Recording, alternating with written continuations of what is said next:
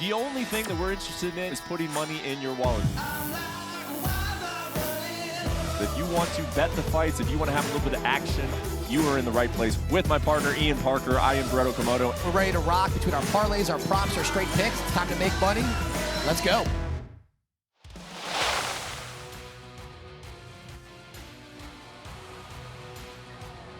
It is pay-per-view week in Sydney, Australia for UFC 293. Israel Adesanya will take on Sean Strickland in the main event, and it goes down in Australia. Big middleweight fight. It's not the fight that we anticipated. We really thought that Israel Adesanya was going to be fighting Dricus du Plessis. In fact, they got in the octagon with each other earlier this year, but a foot injury keeps du Plessis out, and in steps Sean Strickland for this main event. Hello, everybody. I am Brett Okamoto alongside Ian Parker. We are here to discuss all things from a gambling perspective. If you want to hear about all the other storylines, go and watch the UFC preview shows on ESPN.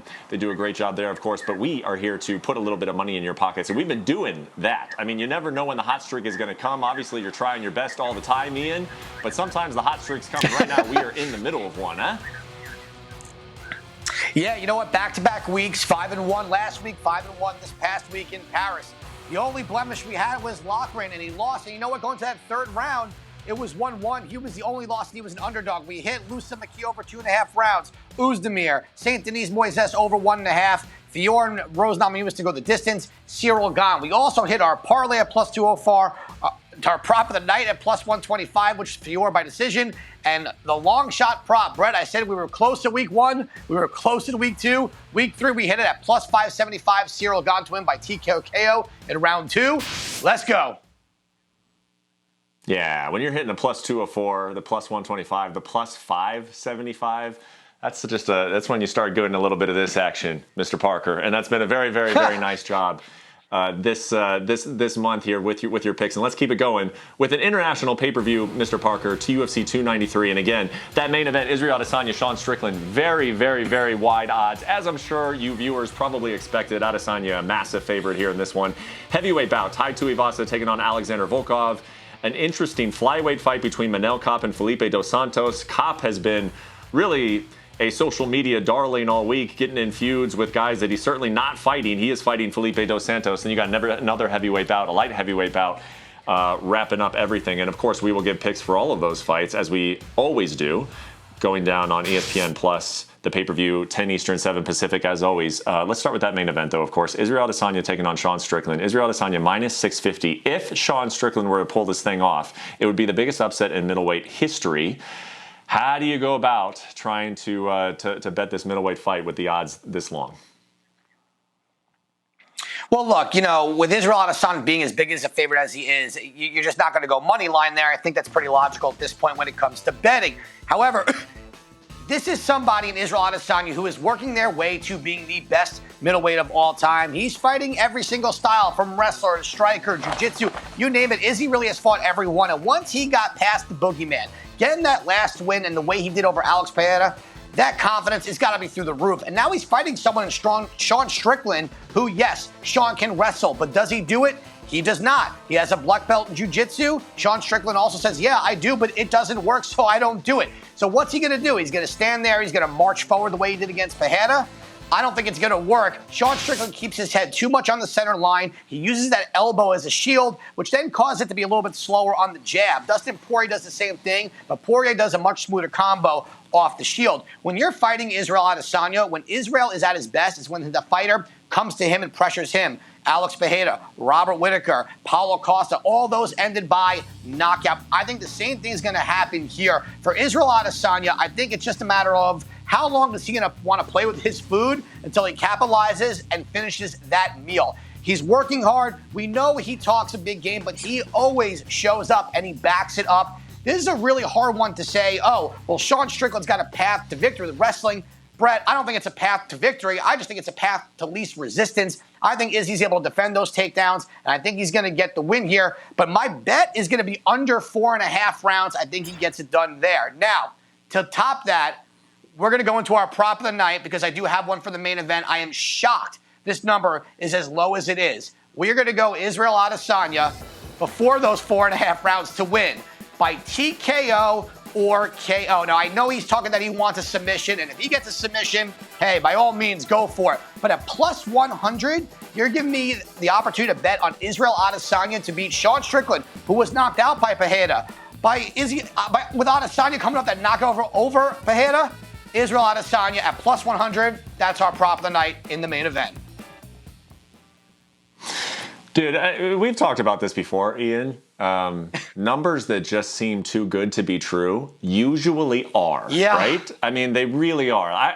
I living in Vegas, at times have looked at other bets and other sports and just like, that seems so obvious. I can't, so I stay away from it.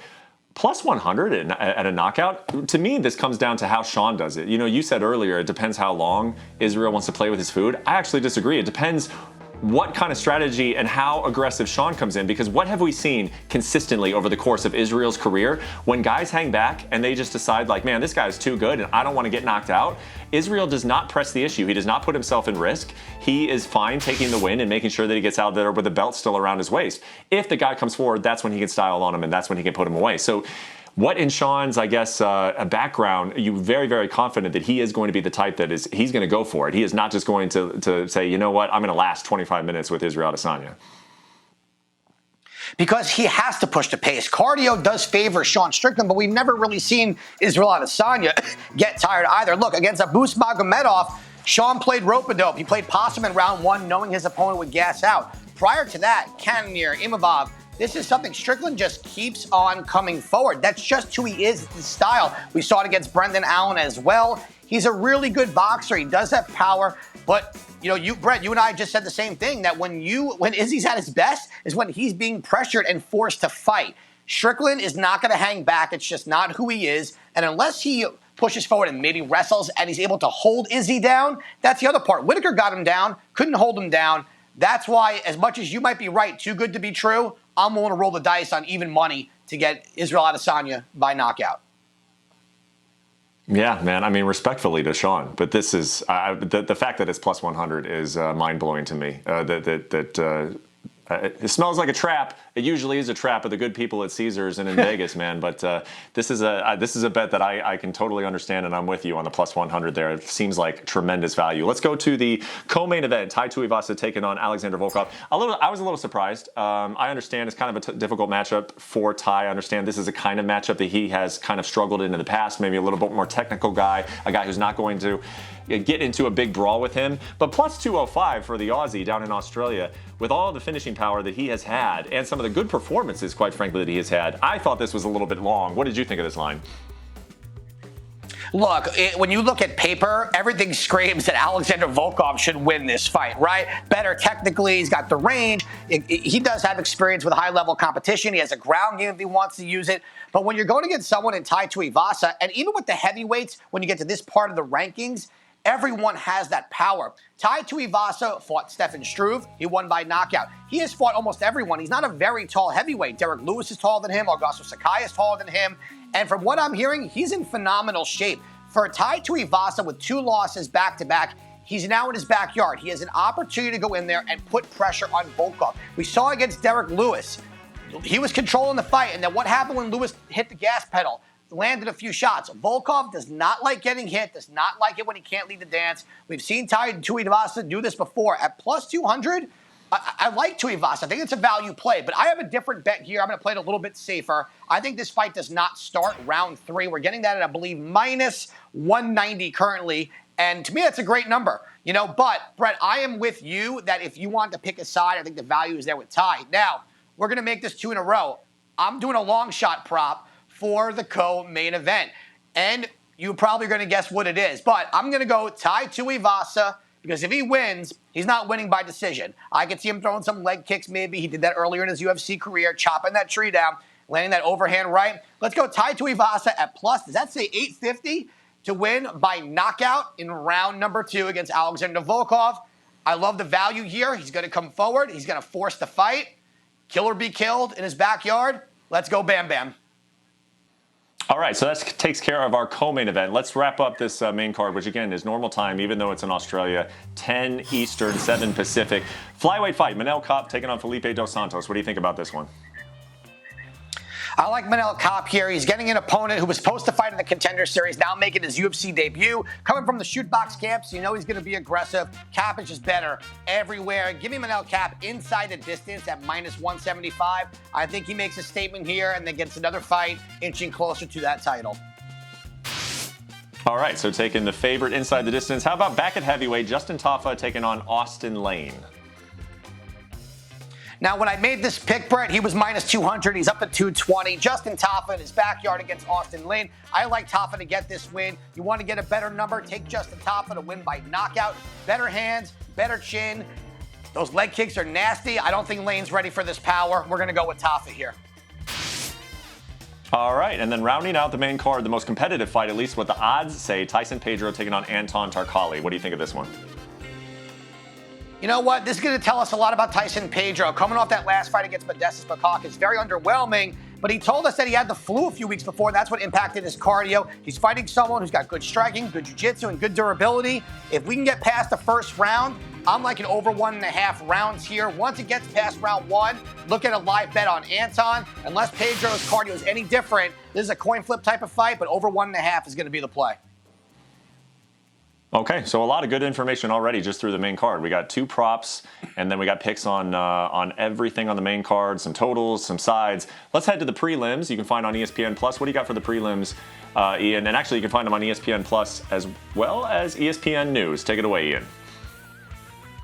I'm going to go Carlos Ulberg to keep this streak going. Ulberg -3.5 points, meaning win inside the distance or sweep the scorecards. I think he gets it done there. Jack Jenkins at -210. The number's a little high. Chepe Marisol is a dog. Good wrestling, but I just think the leg kicks of Jenkins is going to make the difference here, slow down the wrestling. That number, we're going to throw Jenkins in our parlay later. Malarkey, very high number against the seasoned vet in Makdessi. Malarkey coming off a knockout. I don't love that, but I'm going to take him by decision at +110. Hack Perez versus Quinones over 2.5 rounds. Nasrat, good kickboxer, not the best at finishing. Landon coming off the Ultimate Fighter show. We're going to go further there. Blood Diamond, Charlie Racky. Racky needs to get this win under 2.5 rounds. If this goes a distance, I would be shocked. Shane Young versus Gabriel Miranda. I'm going with the dog here. I don't like Young coming off 2 losses and missing weight by that amount. Miranda's got good finishing skills, +130. Give me the dog there. And Kevin Jousset, hometown hero. I think he gets it done. He's going to have the reach. He's also fought much better competition than Kiefer Crosby, and that's going to start off the main card at -155. All right, guys, so we have a pick for every single fight on the card. So now let's get to the business side of it. Parker's Parlay. We've been hot. Let's stay hot. Where are we going? Look, and people may call it chalky, but if it gets to the pay window, I do not care. Give me Israel Adesanya, Manel Kape, Carlos Ulberg, and Jack Jenkins at +189. Some books might have this even closer to +200. We're going to go those 4. I want to make it 2 wins in a row and get this parlay streak back and going. Okay, so there's your Parker's Parlay. How about our best bets for UFC 293? Brett, we've been 10-2 in the last 2 weeks, 5-1, 5-1. Let's keep that going. Main event under 4.5 rounds. I think Adesanya gets him out of there in 4. -135, love that number. Tuivasa Volkov. I'm paying a little bit of juice here, and I know a lot of people might like under 1.5. It may go a little bit further, so I'm going to go fight to not start round 3. Manel Kape inside the distance against a UFC newcomer in Dos Santos. I'm going to go Pedro and Anton over 1.5 rounds. I think Pedro is going to take his time here to try and save on the gas tank. His opponent very durable. I think this fight goes pretty far. Ulberg -3.5. It would not shock me if he gets another first-round knockout here. And last but not least, to start the card, Kevin Jousset over 2.5 rounds. Let's go. All right, and then it's still my favorite part of the show, man, even though we haven't hit it yet in 2023. I know it's going to happen. What is our long shot parlay for this weekend? You know what? I took a look at this, Brett, and to your point, I have not hit one yet, but they're a lot of fun to chase. This one, I think, is more realistic. I found 3 dogs to close to even. The number's not huge, but if we hit it, it's still a good payout. Tai Tuivasa, Tyson Pedro, Gabriel Miranda at +1270. Why not? Yeah, man. I mean, when you say, oh, the payout's not that impressive, 1270 is still pretty good. I mean, yes, it pales in comparison to some of our 40-1 long shot parlays. But yeah, this one may be a little bit better chance to break out of a streak and break the ice here with our long shot parlay in 2023. That is it for us. Keep in mind, again, I know I keep repeating it, but it is normal time, even though it is over there in Australia, 10 p.m. Eastern, 7 Pacific. You can find all the prelims on ESPN Plus, ESPN News. Thank you for watching UFC Best Bets. Hope we could put more money in your pockets this weekend, and we'll be right back here to talk about all the rest of the UFC fight nights between now and Abu Dhabi UFC 294 in October. Until then, goodbye. Enjoy the fights.